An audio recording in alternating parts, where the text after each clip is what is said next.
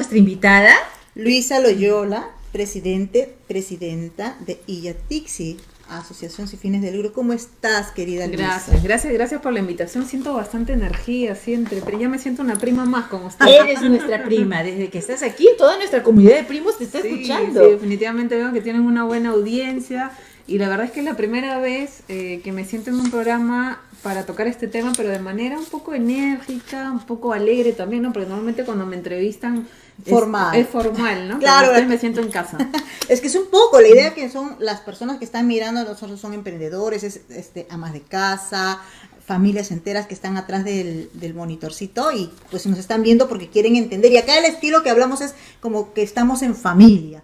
Entonces aquí conversamos de los temas como cualquiera conversa en su casa cuando se está tomando el lonchecito, para poder entender también un lenguaje más simple de las cosas que están pasando. Un lenguaje coloquial también que entiendan los jóvenes, ¿no? Y que son importantes, porque las cosas, mira, hay una forma en la que se educa. Puedes educar de la manera impositiva y decir, se hacen las cosas, ser muy rígida, ¿no? Ser demasiado suavecita y por favor, ¿no? O puedes comunicarte y explicar el para qué, el por qué, cuál es el origen, para que quien recibe tu información entienda por qué es importante lo que tú necesitas o deseas transmitir o comunicar. Y en este caso, tu objetivo, ¿no? De disminuir esto del bullying que aún sigue impactando en los centros educativos. Y esta es una labor social que estás haciendo desde hace ¿cuánto tiempo, Luisa? Mira, yo comencé a hacer un pequeño estudio de cómo era el tema del bullying, el maltrato en los colegios,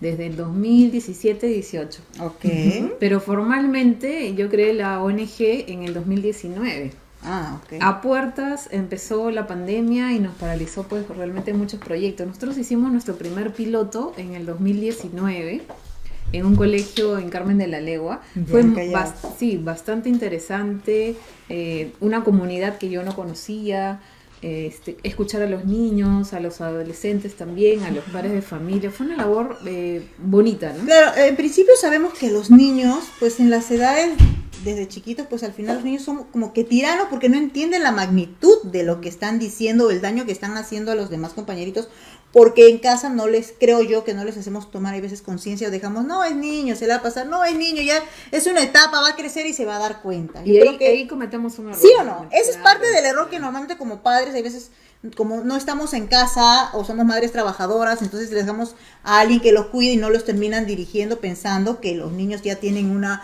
idea de qué es lo bueno, qué es lo malo y encima con tantas cosas que uno ve en la tele, los retos de las redes, esos retos que terminan los jovencitos pues tocándolos de una manera como para ellos es como una adrenalina, ¿no? Ahora existe mucha información a la mano.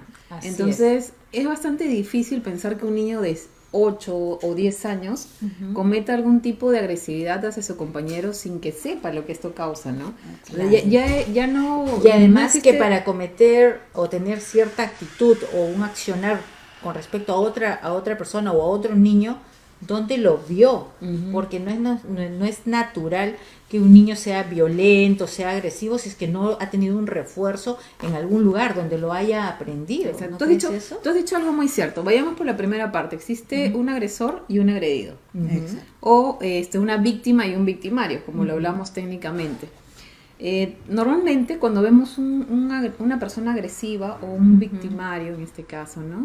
Una persona que comete la agresión, lo que hacen los colegios es separarlo, ¿no? Ese niño es violento, ese niño le pega a todo el mundo, ese niño le quita la lonchera a todo el mundo, y lo que hacen es reprimirlo, castigarlo, señalarlo. No excuso. Pero no es el proceso que deberían seguir. Exacto. ¿no? Lo que tenemos que hacer, sobre todo en niños y adolescentes, es ir a la raíz del problema. A la raíz del problema. ¿Por qué ese niño es así? Puede ser que en su casa vea violencia. Que es lo más seguro. O sea, claro. En algún lugar ellos imitan. Exacto. ¿no? Y aparte, déjame, por ejemplo, lo que sí yo vi, por ejemplo, en México, muchos niñitos que yo pues conversaba y les entrevistaba, una de las cosas que me pareció muy, me sacó de onda es que ellos como que les daba esa adrenalina, ya sea desde que matan una ratita, un gato, o sea, no sé por qué se les enciende, y aquí igual, también a los niños que estaban en algunos lugares de pobreza extrema, pues hacían cosas malas porque ellos querían ser vándalos, o sea, su sueño era ser pues irse por el mal Luis, camino. Lo que pasa es que hay mucha ¿consideras represión. tú que esto también sea por un condicionamiento? Quiere decir que está en un entorno donde la violencia se ha normalizado, de tal manera que los niños terminan llevando esta violencia aprendida, condicionada en su mente como algo normal de tratar a los demás y lo llevan a los centros educativos? Mira, has dicho algo que es muy cierto. Puede ser que este niño o adolescente, lo vea como algo normal. Pero en realidad no debería normalizar algo que de repente le causa daño, ¿no? Porque de repente ve una agresión hacia su madre, de parte de su padre, y le duele, pero sin embargo esta persona, este niño adolescente lo replica en sus colegios. Entonces ahí es donde nosotros entramos con el proyecto. Nosotros vamos a la raíz del problema y vamos a analizar por qué un niño, por qué una niña o un adolescente está actuando de cierta manera.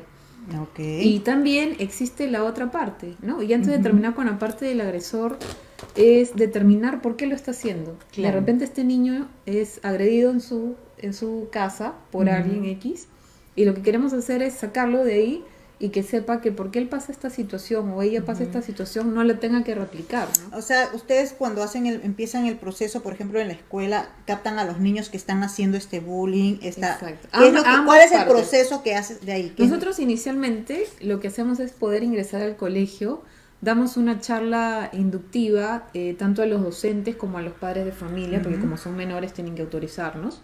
Ingresamos formalmente con una carta y bueno, y comenzamos a hacer los procesos psicológicos. Nosotros tenemos 2 psicólogas especialistas en el tema. Las 2 son especialistas en niños, niñas y adolescentes. Una en la parte de violencia y la otra es trato con niños especiales en el sentido de actitud. Niños que han estado metidos en drogas, niños que han tenido pues violencia. Niños en drogas, ¿desde qué edad? Niños, adolescentes. ¿Qué caso has visto así impactante que haya sido de algún niño de qué Bueno, edad? que me hayan contado desde los 8 años. Sí, 8 años. Porque está en un ya círculo. desde esa edad. Sí, claro, porque están en es su como quien círculo. dice, con quien vives te conviertes. O sea, creo que ese es algo... Yo pienso que no necesariamente, porque si uno pasa algún tipo, supongamos, de violencia en su hogar, o ves que alguien es alcohólico y te causa daño, yo pienso que no lo tienes que replicar, ¿no? Pero Claro. Es ilógico, pero como son niños hay que saberlos guiar, sacarlos de ahí. Y como vemos muchas veces casos especiales, por ejemplo, de empresarios que dicen, ¿no? Nací en una cuna muy pobre, pero luché y demás. Queremos que estos niños, niñas y adolescentes tengan un buen futuro. ¿Por qué? ¿A qué conlleva tener niños, niñas y adolescentes que tengan buenos sentimientos, buenos valores y que sepan por dónde conducirse? Vamos a tener buenos ciudadanos. Claro. Y eso nos va a conllevar a que tengamos mejores políticos, lo que no tenemos actualmente. Bueno, ¿Por qué? Porque sí. hay mucha represión y también hay un tema bastante importante, chicas. El tema de las brechas sociales hace que estas brechas hacen que los niños, niñas, adolescentes muchas veces tengan represión contra el resto, ¿no? Porque él sí y yo no. Yo no, claro, porque él sí tiene y yo no. Pues obvio, Claro. es que son niños y siempre desean como que el juguetito que tiene el otro y eso le queda en la cabeza. Yo creo que van creciendo y con ese odio lo que hacen es quitárselo, ¿Y ¿no? cómo manejan cuando ocurre este tipo de situaciones donde en un salón, digamos, de niños donde hay algunos que tienen ciertas comodidades, una mejor mochila, mejores cuadernos o más colores, más plumones, y otro niño que no tiene Claro, la capacidad adquisitiva de su familia para poder proporcionarle todo esto? ¿Y cómo hacen ustedes para orientar a los niños en estas La circunstancias? psicóloga especialista en temas de violencia hace charlas especiales para los niños en temas de bullying y todo tipo de violencia en general que tenemos, ¿no? Un tipo de violencia que tenemos bastante fuerte, por ejemplo, ahora es el bullying cibernético, Sí. que muchos niños y niñas y sobre todo adolescentes se llevan incluso a reprimirse, a la depresión porque los atacaron con bullying cibernético, porque simplemente los quitaron de un grupo de WhatsApp o de un grupo de amigos. Entonces Entonces, toman fotos y les van haciendo muchos memes. No, horribles, y que el no saben tema cómo de se sienten, no tienen ¿no? el criterio, muchos niños, de cuál es el impacto de un mensaje de texto o de un meme o el caricaturizar a alguien. Exacto. Que emocionalmente pues puede ser más sensible, más Y vulnerable. ha habido casos que han tenido tanta presión que ha habido suicidios. O sea, han llegado suicidios en España, en todos los países. Ha habido niños que se han en realidad terminado con su vida porque no aguantaban la presión. La presión y no lo mediática, hablaban encima porque había como los retos también de la ballena azul y un montón de retos que había en internet. Entonces lo terminan haciendo y al final Si no, o sea, si no lo haces, no eres parte del grupo. Y si lo haces, y si eres el más débil, te agarran también del horno. Entonces, al final de cuentas, ¿qué hacer los niños? ¿Cómo hacen? Ahora, con lo que tú estás haciendo este proyecto, ¿cuánto ha cambiado la vida de esos niños en ese lugar que estás haciendo? Mira, cuando nosotros hicimos el proyecto piloto, que lo hicimos en un colegio en Carmen de la Legua, tuvo bastante acogida. En poco tiempo, fue en menos de 2 meses, porque nos quedaba poco tiempo de octubre hasta diciembre que terminaran las clases. Sí, descubrimos algunos ponentes de niños que tenían problemas, pero gracias a Dios ninguno grave. Se lo informamos de inmediatamente al colegio, porque es ese proceso, se le informan al colegio mediante una carta. Contamos también con un abogado, en esa época era una abogada, que firmaba las actas de informe, y luego de ello el colegio tenía que proceder. Acá pasa algo bastante interesante, y vamos a entrar a la parte seria, que los ministerios no están trabajando de manera articulada. Nosotros, si bien es cierto, tenemos el Ministerio de la Mujer, y que ya vengo replicando hace 2 años que el Ministerio de la Mujer no debería existir. Claro, por eso digo, a ver, mi hija sufre de bullying, ¿qué hago? No me hacen caso los padres, no me hace caso la escuela, ¿a dónde voy? Hago una demanda. Exacto. Pero yo he visto que, y está en las redes, la información, o sea, en las estadísticas es 20,000 denuncias por bullying a partir en toda esta parte del año hasta ahora. Y yo digo, las denuncias, para hacer denuncias tienen que ser un factor ya de gravedad, ¿no? Y no hacen nada, o sea, yo no veo que digan, o sea, que le den cabida a decir, oye, mira, sí, esto se soluciona este problema, o alguna cosa, no hay ese. Mira, para llegar ya a hacer una denuncia, como lo hacen las mujeres cuando ya van a algún tipo de violencia, y que muchas denuncias llegan pues a cometerse actos de feminicidio, que no debería ser, quiere decir que no tenemos una buena gestión en la policía, ni en el Ministerio de la Mujer, ni en el Ministerio de Educación. Entonces lo vengo diciendo hace muchísimo tiempo, más de 4 años, que el Ministerio de la Mujer debe trabajar de manera articulada con el Ministerio de Educación, para el caso de los colegios. Claro. El Ministerio de Educación debe trabajar de manera articulada con el Ministerio de Salud. Claro. Porque hay un tema de salud mental muy importante que no lo vemos. Y no solamente en niños, niñas y adolescentes, sino también en general, a manera de país, ¿no? O sea, simplemente el hecho de votar por quienes tenemos actualmente en el tema político ya nos lleva a un tema pues de salud mental para todos, ¿no? Esto que has mencionado para mí me parece muy importante, esto de articular los ministerios tanto con los abogados, con todos los poderes que están de la mano, y tanto como el Ministerio de Salud también, porque es mejor prevenir que solucionar algo que ya se convierte en una problemática que se va profundizando a medida que pasa el tiempo y que los niños van creciendo con estas conductas. Tú has dicho algo bastante importante. En el país, en Perú, no tenemos ningún proyecto de prevención. Yo he tocado las puertas del Ministerio de la Mujer desde el 2018 hasta la fecha.